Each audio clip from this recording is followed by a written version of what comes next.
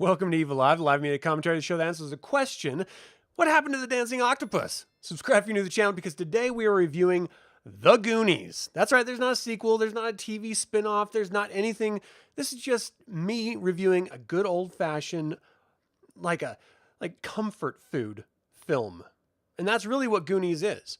It's comfort food. It came out in a time of economic upturn, but it seemed like there was this massive downturn for the entire economy in the United States. You know, we're coming off the hills of the religious right capturing our country, which still hasn't gone away, by the way. And we're resurging up into Ronald Reagan giving away our country to corporate interests, selling the country as it were, which meant that there's this massive corporate buyout and disparity between the middle class and the upper class between the country. And that allowed a film like this, in my opinion, to really just skyrocket. Because what's at the heart of the Goonies, the core catalyst for the Goonies, is wealthy people buying up middle class people's homes, and they're going to then turn it into like resorts and golf courses. Now, this is something that is very relatable to modern day culture because the exact same thing is happening right now. Over the past 4 years, corporations have been buying up private property and then leasing and renting that property to individuals. So that American promise of owning your own home is going the way of the dodo. And we're really paralleling the 80s at this very moment in 2024. Even now, where the economy is on an upturn, and we might do a downturn, whatever, but we've been suffering through the borderline of a recession for almost 8 years, which is never a good thing when it comes to the promise of individual ownership, either your home or businesses or any property at all. So to relate to the Goonies nowadays is the exact same as trying to relate it back in the 80s. The only difference that I can see, like the biggest difference, is that I am now a grown man, not a young boy that I was when this first came out. All right, so this is directed by Richard Donner. The screenplay is by Chris Columbus, and that is based off of a story by Steven Spielberg. This has Spielberg written all over it, even though he had nothing to do with it other than writing the original screenplay treatment, the original story treatment. He was on set, however, with Richard Donner, sort of overseeing the whole process, which, to Richard Donner's chagrin, he sort of mentions the joy and frustration of that in the making of documentary that was released around the same time as the film. So this was released originally June 7th, 1985, and it had a budget of $19 million, which was, pretty significant for the time. It wasn't overly ambitious or anything, but compared to today's standards, 15 million or 19 million is nothing. I mean, they go multiple hundreds of millions in film productions nowadays. And when you reflect back on what that 15 million, I don't know why I keep saying 15, that 19 million got you, it's pretty spectacular. I mean, I literally just finished watching this again this morning, and it does hold up. Yes, some of the graphics, when they're doing overlays on painted backdrops, it's not perfect. And if I'm being honest, watching it again nowadays, and this is one of those films I watch every couple of years, it doesn't hold up like it did when I was a kid. But because it's infinitely more slapsticky nowadays than it is when I was a young man. Because, I grew up in like the Ghostbusters, Back to the Future era. That was, those types of films don't really hold up that well nowadays.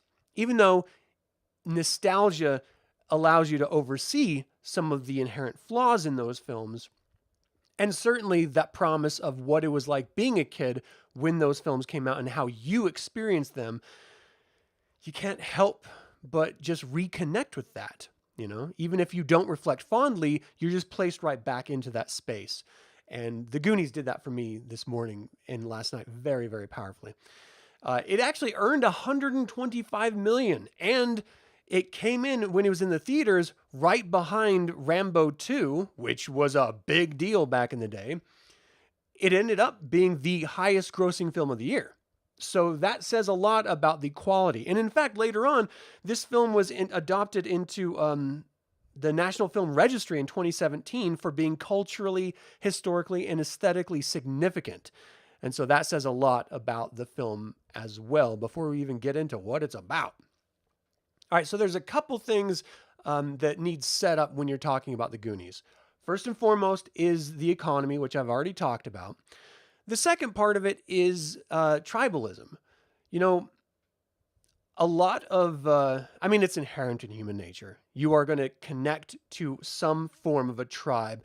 In our lizard brain, it was meant as a way of survival. Nowadays, it's meant as a way of differentiating or protecting one group versus the other. In a country like the United States of America, where we are more of a multicultural society, it becomes problematic. We've seen this through slavery. We see it through the shutting down or isolating other ethnicities repeatedly throughout all of American history. I mean, this happens all over the world, but because I'm in America, I'm going to sort of hyper focus it around that concept. And if you want to bring it down to a micro scale, it's really like the cool kids versus the nerdy, dorky kids. And growing up, it's plainly obvious I was a dorky kid. I liked goofy things like comic books and cartoons and toys and role-playing games and video games and stuff. I was not a jock by any means. I could hold my own physically with the jocks, and I only know that because they picked on me and I stood up with them. And sometimes I punched them around. So I know I can physically hold my own as a little kid with them. But that actually acted to my disadvantage because not only in some cases was I stronger than some of those, jock kids, that would encourage them to gang up on me even more. And it ostracized me greatly. And when I'm talking about tribalism in the context of the Goonies, it's very much on a class level. Of course, the wealthy are coming down on the middle and lower income classes, buying up their property literally, but also on a social level where the cool kids are, really shitting on the nerdy kids. So much so that the nerdy kids are forced almost to band together in this little tribe they called the Goonies. Now, the Goonies, the name itself, actually comes from the region that they came out of. And, it's a local neighborhood on the poorer part of Astoria called the Goon Docks. And so they sort of took that name upon themselves as a position of pride and formed this group, the Goonies. And there's actually this little Goonies oath that never really made it into the film fully that I kind of wanted to repeat for you because I thought it was kind of fun. The more you look into this film, the more you are forced to kind of respect what Steven Spielberg was doing when he first wrote it. And that is creating this young group of kids who accept everyone else, but are rejected by most others. And it's a promise of what I think everyone should do on a baseline level of respect, right? At first meeting, you should never judge someone by their ethnicity, by their gender, by their orientation, by their religion, by their political party, by their social class. You should judge people on their merit for who they are and how they react to you. And then once you got that, you just give them the basic minimum of respect. Once you've given that, you let them tell you how you're going to then treat them. That whole turn the other cheek bullshit doesn't fly anywhere in my life. If you're going to smack me, I'm going to smack you harder. It's just going to be a natural reaction. You've told me how I should treat you. I've started on a minimum of respect. You've told me that I need to then tear you down. And that's how I treat it. I don't give people the benefit of the doubt. I just react how they react to me. And that's what the Goonies are doing. They're reacting to the social cool kids in the way that they're being treated. But everyone else who's cool with them, they accept. And I really like that idea. All right, so the Goonies oath is this. I will never betray my Goondock friends. We will stick together until the whole world ends. Through heaven and hell and nuclear war. Good pals like us will stick like tar. In the city or the country or the forest or the boonies, I am proudly declared a fellow Goonie. Why didn't they keep that in? That's totally fun. Okay, so talking about things that also were not kept into the film, there are two scenes, one of which could have been left in. I think it was a pacing issue, which is why they took it out. But it was basically going into Troy is going in with Steph and Andy into the local convenience store where the Goonies are already in there looking for a map. They'd already gone to the attic and found the treasure map with their dad's stuff. And they were sort of traveling out to try to find the treasure, as it were. They went into a gas station and had this whole encounter with Troy. And that's also where we first, and maybe it's even before they escaped to go find the treasure, but that's where their brother Brand comes in and stops Troy from actually physically assaulting Mouth. No, not Mouth, but Mikey. And I thought that was interesting because it is this dichotomy of older brother, younger brother. Like I picked on my brother and we sort of fought back and forth our entire youths. That's just kind of what you do as brothers. And so I really connected with Mikey and Brand's relationship. And I loved that even though they had a contentious relationship, they genuinely loved each other and looked out for each other. And Brand wasn't going to let any asshole like Troy hit or smack his younger brother around. That's his job. And so I definitely appreciate and identify with that.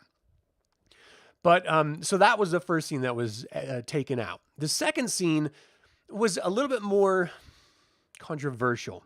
So the second scene involved when they were actually at the pirate ship, the Inferno, and they were like traveling through that waterway to get onto the actual ship itself. There was a massive giant octopus that attacks them. And if you'd never seen anything, you never knew about it, but it is mentioned at the very end when they're talking to the news crew and Data shuts out. And then there's a giant octopus, and then the other ones start talking about the Fratellis and the pirate ship and One-Eyed Willie. And it's just sort of skimmed over, and you don't really think about it if you watch it the first time or the second time. But he brings up a giant octopus because it was literally in the script, which is just fantastic. And so when you actually see the giant octopus, it's sort of, like Jaws level of quality.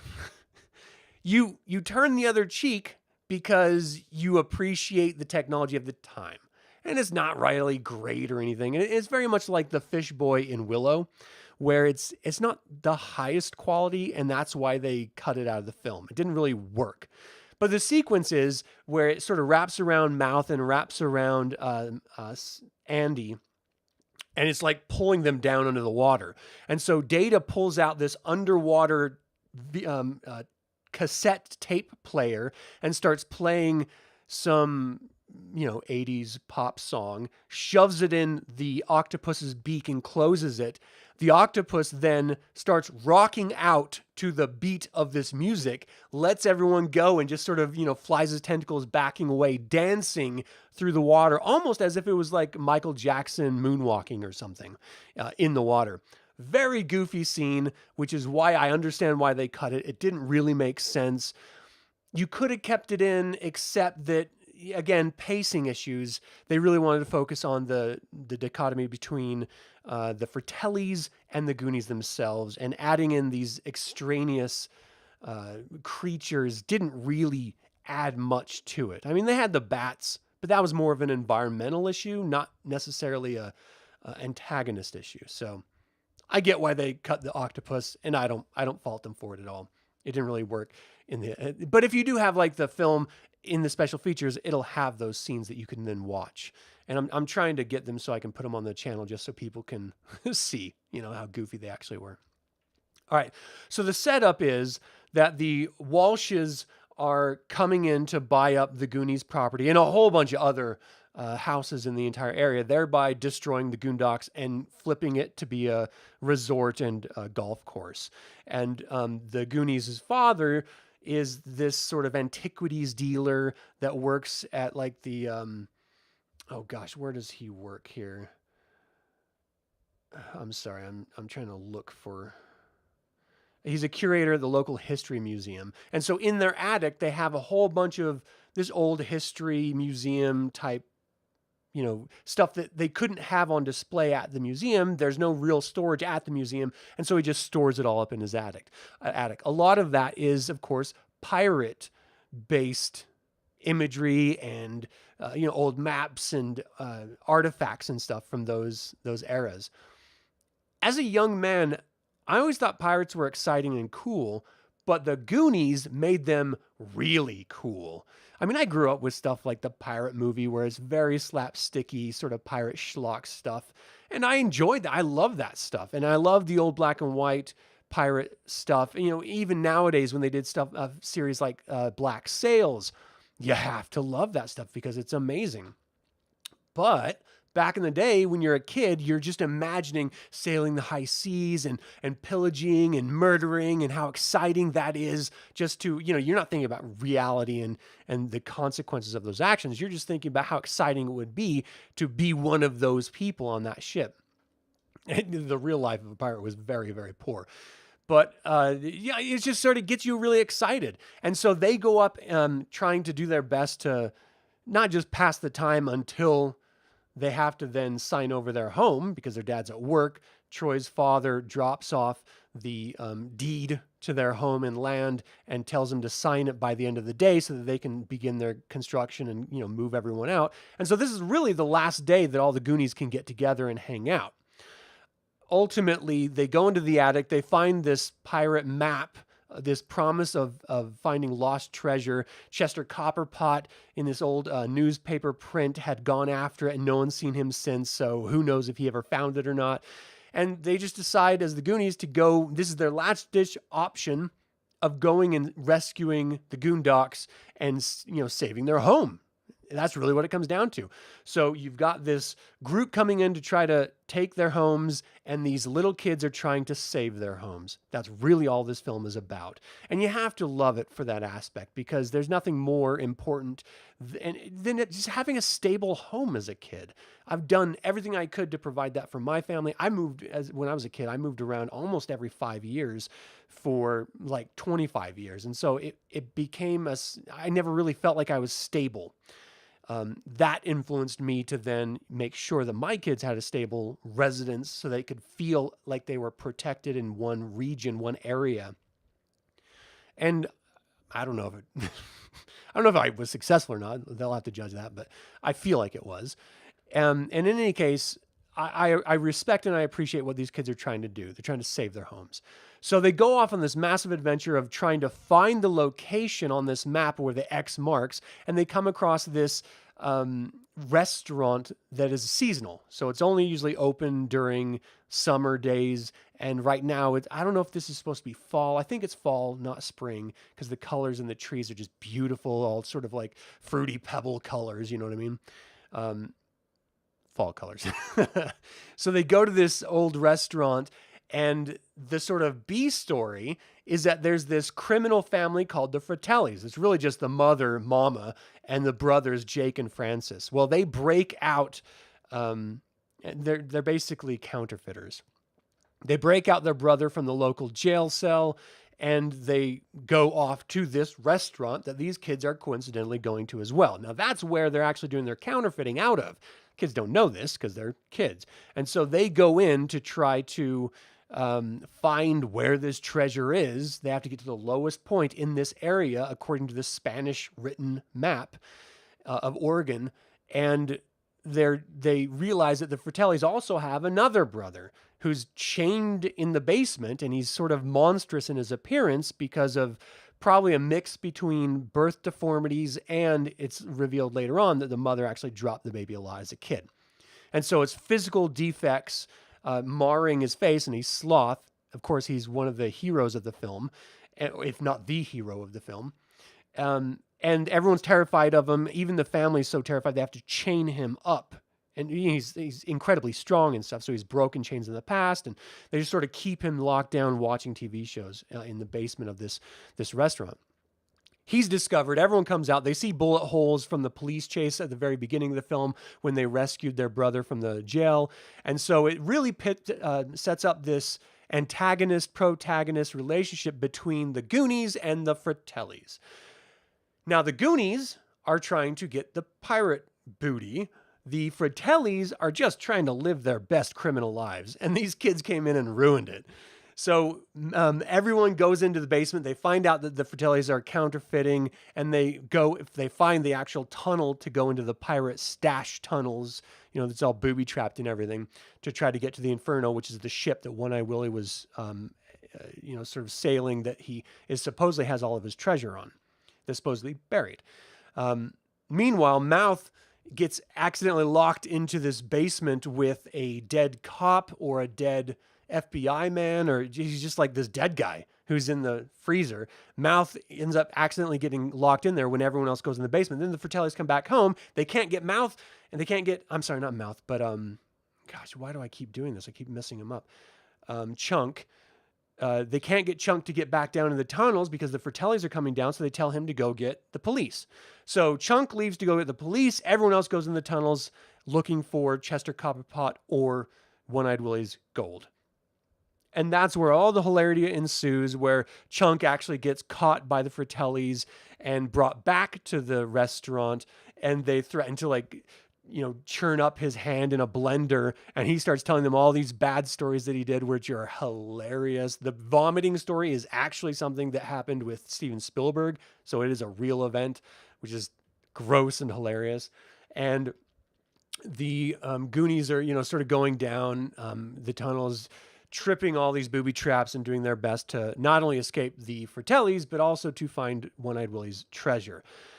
Ultimately, they find the Inferno, One-Eyed Willie's ship. They get onto the ship, find the treasure, but they're forced to abandon it because the Fratellis found the tunnel and were chasing them down.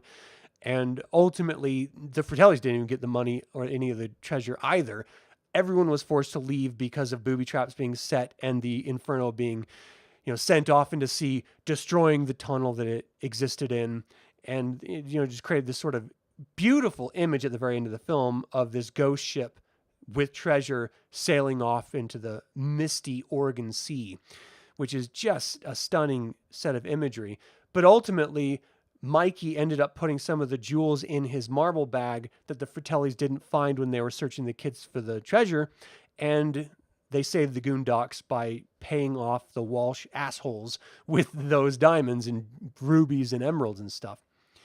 The pirate ship itself was actually real. Like, it's a real set. You can see it's posited in this sort of matte painting, composited in this matte painting. And so it doesn't really look great from the exterior view. But when the kids turn around for the first time and they see it, their reactions are real. Richard Donner, the director, didn't want them seeing the pirate ship until that scene so that they could get the real reactions. The only problem is Josh Brolin, playing Brand, said, holy shit or something when he wasn't supposed to, and reacted, because it was so amazing looking, reacted so bombastically, they had to retake that original scene and, sort of mix in the different reactions at that point.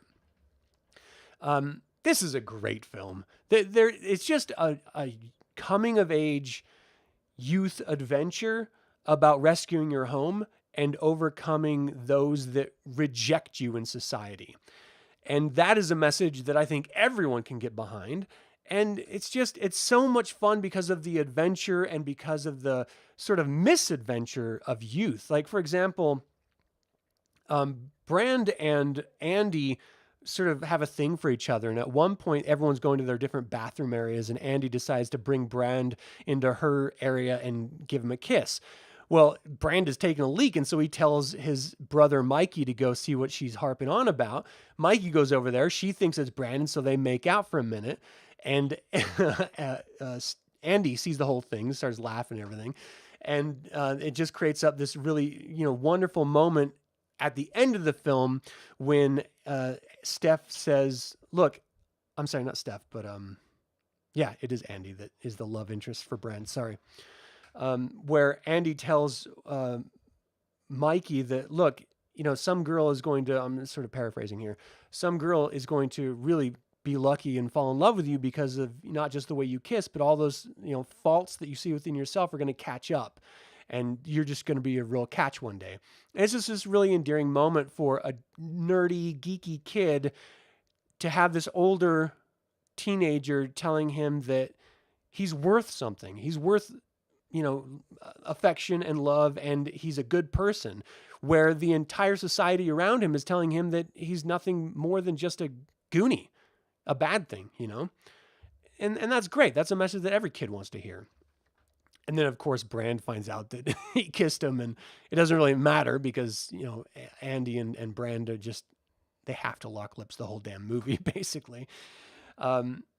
Really, I think the standout connection between characters in this is between Chunk and Sloth. Chunk gets locked in with Sloth, and then they sort of bond over chocolate, and then they, sort of rescue all of the Goonies from the Fratellis. And though Sloth is one of the Fratellis, he finds more of a connection with Chunk and ends up going home with him at the end of the film. And they end up bonding as a family. And there's this really beautiful moment when Chunk is sacrificing Sloth is sacrificing his life for Chunk, holding up the boulder. He's like, I love you. And there's just that really great back and forth where they've just shared this really stressful, really exciting adventure together. But if Chunk wants to live, he has to abandon his brand new friend. And Sloth treats him arguably better than any of the other Goonies. And so you find this real tight connection between the two characters, which is endearing and beautiful, which is then paid off at the very end when he tells him to come home with him. That's the greatest connection between all of them. We have to talk about the Fratellis, though, because we got John Matizak, who is this wonderful portrayal of Sloth. You have Robert Davi as Jake Fratelli. He was the escaped fugitive. He's actually a professional opera singer, and it was his idea to bring in the opera singing into the role. I think he did a great job. You have Joe Padigliano, who is Francis, who's the favorite son, and he wears his hairpiece and glasses, but most people know him from The Matrix, but he's been in an insane amount of really great films. He's a great actor. I loved him in Sopranos. I've always loved him as an actor, and he pulls in a really great comedic performance in this role. I've never seen him in anything else slapsticky like this, and he pulls it off really, really wonderfully. But Mama Fratelli, Anne Ramsey, I knew her originally from this, but then also Throw Mama from the Train with Danny DeVito and Billy Crystal. And that is a film that everyone must see. It is an amazing comedy that's just is brilliant. And she is wonderful in that. But in this, she's stellar. She has much more of a role in this than she did in that other film. And she sells every scene that she is in. There's this really great moment when she slaps her son, and they told her, look, don't hold back. You need to hit him as hard as you possibly can. And you can see it on screen when she just winds back and brings it full forward. And the reaction of the actor as she slaps him, it just hurts you watching it. It's so bad. But she's beautiful and she's wonderful. I mean, beautiful as a soul. She's not an attractive woman by any stretch of the imagination. I love her dearly as an actress, and she's passed now, but she's great. She's just absolutely wonderful as the Fratellis. Everyone else is pretty forgettable except for Rosalita. Rosalita is actually an American, though she's portrayed as a Spanish immigrant, and she only speaks Spanish in the film, but she's actually she's an American. Who speaks Spanish. And she actually taught Mikey Mouth, Corey Feldman, his lines whenever he had to speak Spanish. They taught him phonetically and stuff. And she's the one that actually taught him how to do the whole where to store the drugs lines at the very beginning of the film. And there's so many great scenes and so many great lines in this film that just carry through. I still to this day, my wife and I will repeatedly, when it's relevant, whisper to each other, dead things, Mikey, dead things, all the time. And there's a great scene where the little mini statue of David that fell over from Chunk, and everyone's like, oh, that's my mom's favorite statue. And they find out the penis and balls were broken off. They're like, that's my mom's favorite part. And they glued it on the wrong way. And Brand's like, look, if God made you that way, you'd always be pissing in your faces, because they glued it so it was facing up. Just really hilarious little moments throughout this entire film. And it's one of those where you will have a great time watching it. You may cringe nowadays in a few places because it is so slapsticky and ridiculous, but you can't help but have a good time watching this. And that's why I gave it 4 out of 5 evil eyes. I would give it 5, except it doesn't hold up as much as it did when I was a little kid. Now, I do have a warm place in my heart for this film specifically. And as soon as Funko released the Goonies Never Say Die board game, I bought it up because of that. And it's a great, fun board game. And I'm going to be doing a live actual play of it in a week. So I hope you guys come and check that out just to see and sort of relive some of these really fun Goonie moments with those of us who are going to be playing the game. It's going to be a great time. This is a great film. Do yourself a favor. If it's been a while, revisit it. It is entirely rewatchable. And the music with Cyndi Lauper is dated to the era, but it really carries through, and it personifies the 80s in such a beautiful, wonderful, fun way. And it personifies youth and affection and the idea of having a connection to friends, even though they're the outsiders. And it doesn't matter if people don't like you or you're not popular, because you can just be you, and that's good enough. You don't live your life by comparing it to others. You live your life by being the best version of you. And it doesn't matter whether other people like it or not. Just be who you are. I love that message. And it comes through with this film wonderfully. So, watch The Goonies. You won't regret it. Thank you so much for tuning in. As always, like it or not, evil spelled backwards is live. So get out there, watch The Goonies, and be evil.